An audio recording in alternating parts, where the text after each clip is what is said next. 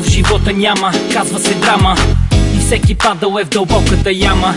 Аз наскоро излязох от нея, сега за децата живея, пея и се смея.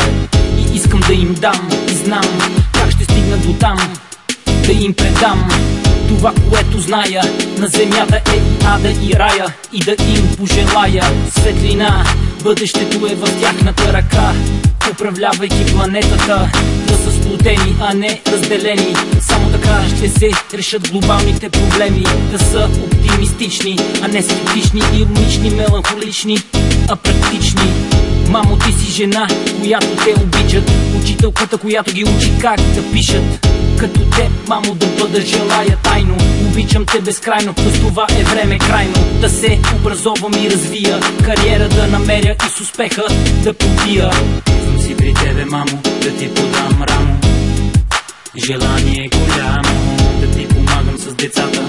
Там не е парата, но на хората съдбата. Идвам си при тебе, мамо, да ти подам рамо.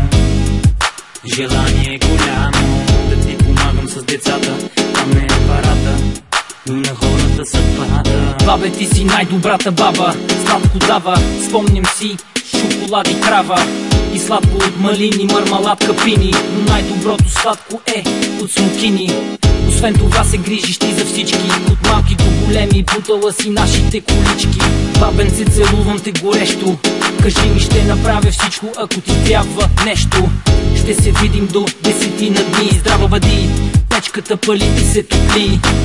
Си при тебе, бабо, да ти подам рамо. Желание голямо, да ти помагам и на тебе. С теб проходих, сега е моето време. Идвам си при тебе, бабо, да ти подам рамо.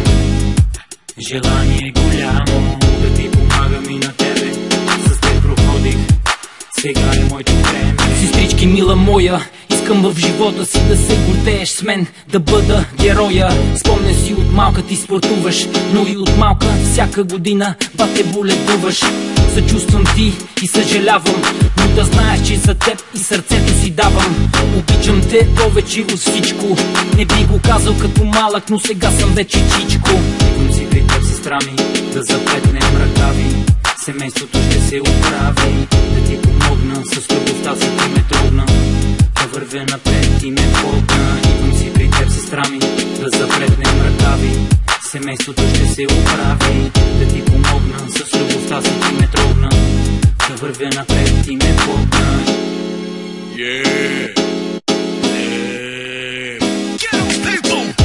Ghetto Productions, прави само качествени неща for real.